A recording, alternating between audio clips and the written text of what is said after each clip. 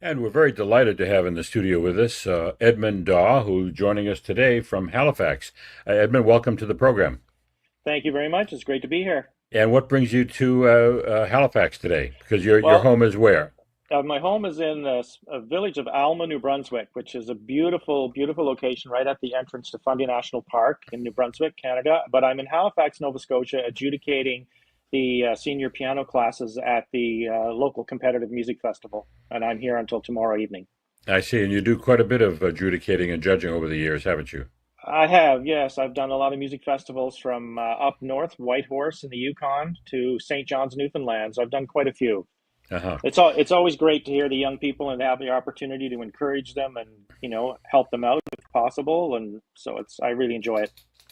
And speaking of young people, we're going to talk right now about your work as an educator and the dean. You've been a very successful administrator, but at Carnegie Hall in a few weeks, you'll be playing the Chopin Concerto in F minor. You'll be playing the entire piece or just a movement from it?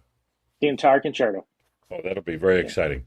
Yeah. But let's talk a little bit about your work as an educator.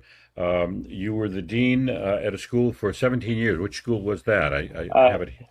I was 11 years dean at the University of Manitoba in Winnipeg, and then I had another 6 years as a department head at Mount Allison University in New Brunswick. So 11 years as dean. And Manitoba is a very culturally rich and diverse province. There's great support for the arts. When I first arrived, the music program had about 250 students, but we were in a building that had been built in the 1960s, designed for a maximum of 60 students. Oh my. So we had students practicing in stairwells. Any space that another faculty would give us to use, we would use it. So for 11 years, I worked very hard. We raised a lot of money. We built amazing new facilities, and there's so much support for the arts and opportunities for collaboration with many of the arts organizations in the city. So it was a great 11 years, and it's a very fine faculty of music. Well, let's talk a minute about. I'm sure you have some experience with the state of music education, not necessarily at the collegiate level, but at the what we would call the grade school level in the United States. Now, here in the United States, for decades, it seems, we've been wailing about the lack of music education, particularly classical music, in the public schools, and it's a big problem. It seems in my field of classical music radio, we're always worried about the audience getting too old and we'll lose our audience, but it hasn't Mm-hmm. happened. But No. what is the state of classical music, or not necessarily classical music, but music education in the public schools in Canada compared to the U.S., if you have any knowledge about that? Well, it varies from province to province because education is under provincial jurisdiction. Like it's not controlled by the federal government. So depending on where you are. So for example, my 11 years in Manitoba, Manitoba has a very strong public school music education program. Great choirs, bands, absolutely outstanding curriculum. Other provinces have gone through, say, more periods of challenge. I remember before we moved to Manitoba, my family and I lived in New Brunswick, Canada, and they went through a phase when my kids were growing up in school where they started hiring non-specialists to run the music programs in school. So you had, maybe a teacher who had minimum basic piano skills was suddenly the music instructor for the school. And I think it took a few years for them to learn that that's not working. And so it depends on where you are. So some provinces have stronger programs than others. In terms of audiences, I think orchestras are facing similar challenges that they are in the United States. I'm on the board of Symphony New Brunswick, and we've done very well. We managed to do reasonably well even through COVID with switching to, virtual concerts and so on. And, slowly but surely bringing in some new and younger audiences because a lot of, as you say, the audience for classical music generally seem to be aging, and so orchestras are coming up with different strategies to Right. through school concerts, movie nights, the type of program we do, the soloists we bring in. We do collaborations with local choirs to get audiences out there, all sorts of things. But so far so good. Just something you have to keep working at. In my classical radio industry, people would ask me, "What's the average age of your listener?" And I would say about 93. Uh, not quite true, but Yeah. for us, getting a younger listener was getting somebody in their 40s. Yes. Oh yeah. Yeah. Now you mentioned COVID, and I do want to. I note that during COVID, you decided to start a podcast, That's right. and the podcast is called "For Piano Teachers," and Yes. you started it in 2021. Tell Yeah. us about that. But it's also very successful. I found out before we went on. It's been going very, very well. And so as you said, I started it during COVID when everything was shutting down and concerts weren't happening and teachers hadn't really switched to online learning and so on. So I just had the idea, well, perhaps I could start a podcast. So I did, and I did a couple of episodes, and I was really pleased to see the number of listeners. I expected that it would be localized, either in my home province or Atlantic Canada, and maybe some other connections I had throughout Canada. But I kept going with the episodes, and I think right now I have listeners in 107 countries, which is great. And it's great when they get in touch and you get the chance to communicate with teachers from different countries around the world. And I think we're all facing similar challenges when it comes to teaching. It's Right. interesting, as I mentioned to you before, that of all the episodes, the most popular one is how to motivate students. hmm How And do the you sec motivate? So, what was the conclusion on that one? How do you do it? Well, in the episode, I talk a lot about the choice of repertoire is so important, and the talked a lot about the teacher-student relationship, and giving students the ability to take ownership of some of the things they're doing, using quick studies so that as they're moving along, when you take a piece that they have the ability to learn completely on their own, how to build their confidence, how to offer them opportunities to share their music informally and formally in ways that will boost their confidence and motivate them. So there are all sorts of pointers in that episode. And you did one episode with a rather well-known pianist. Tell us about that.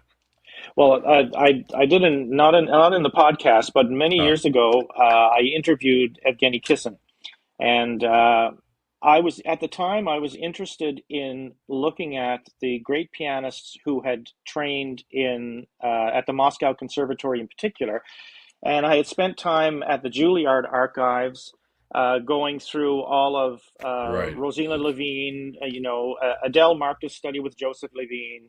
I spent a week at the Library of Congress going through the Rachmaninoff archives to see, just picking up any little tidbits I could of training that, with the curriculum that was being developed and that had been developed. This is pre-revolution in um, because the two conservatories in St. Petersburg and Moscow were started by the Rubinstein brothers, who had a patron who helped them start these. And at the beginning, I think it was around the 1860s, they were bemoaning the state of music education in Russia. And within 20, 30 years, they're producing some of the greatest pianists the world has ever seen. So I knew there were curriculum issues involved, and I was just interested. So I started digging into that research. And along the way, I thought, well, wouldn't it be great to interview a current pianist, uh, originally from Russia? So I contacted Evgeny Kissin's agent. I was able to meet him in Toronto after he performed Brahms' Second Concerto, and we talked briefly. But then he was going to be in London later when I was there, and I met him for an extensive interview about his training and so on.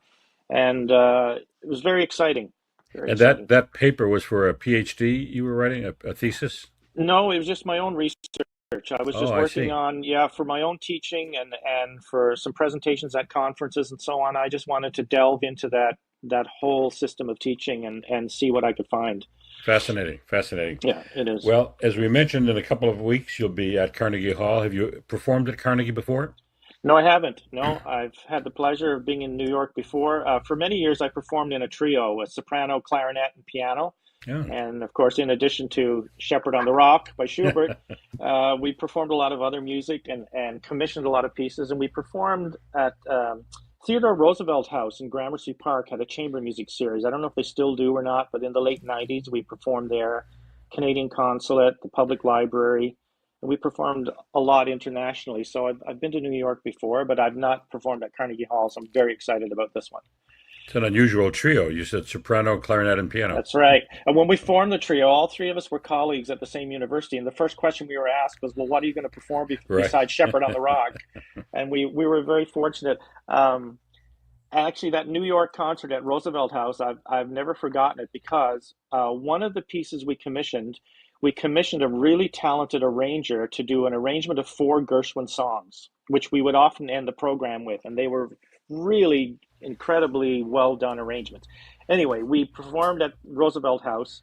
It was an afternoon concert. This would be in the late 1990s. And there was a reception after the concert. And at the reception, this elderly couple came up to us. They were both in their early 90s, and they attended this series faithfully. They lived in the area. And so the elderly gentleman says to me, he says, I knew George Gershwin. And I was like, what? You knew? He said, yeah, when I first moved to New York, I was invited to a birthday party. So he said, I show up at the birthday party, and when I walked into the house, somebody was playing the piano. He said, it was so amazing. It sounded like a duet. It sounded like two people playing piano.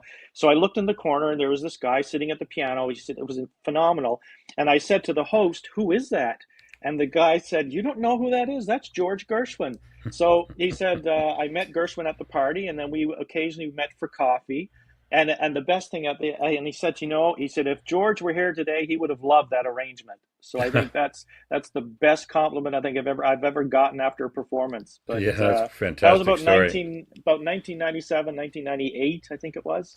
And Fan- the couple, they were already in their early 90s. Fantastic story. Yeah. Tell us about the Chopin Concerto in F. What's your approach to that? So the Chopin Concerto in F, Chopin composed it when he was 19 years old. He was a music student in Warsaw. even though it's Concerto Number 2, he actually composed it before Concerto Number 1, but it was published after Concerto Right. Number 1. Interesting that the second movement was inspired by, he had a major crush on a soprano, a fellow music student, and he never told her, but he did say to, I have it here somewhere, he did say to a friend in a letter, he said, I have met my ideal and have served her faithfully for 6 months without speaking to her about my feelings. I dream about it, and under her inspiration, the adagio from my concerto in F minor. So the slow movement, which is one of the most beautiful pieces I think he ever wrote, was inspired by his infatuation with the soprano. He never told her about his feelings. So it's, even though he was a teenager when he wrote it, it's so incredibly developed in terms of its writing for the piano. I mean, by this point, he was fully developed as a pianist anyway. He was one of their star students in terms of composition and music theory. So it's basically encapsulates, I think, very early on his entire style. So it's one of my favorite pieces. Do you think about that love affair, or if you want to call it that, when you're playing it? That second movement, especially, yeah, yeah. And later on in the letter, he talks about looking back, and you get to a part in the second movement at the end where part of the opening returns, and I sort of see that as him sort of looking back. You know, he's moved on, he's left Poland, he's now in Paris, and it's almost like he's looking back, you know, Right. later on in his life, and I get that very strong imagery in that second movement.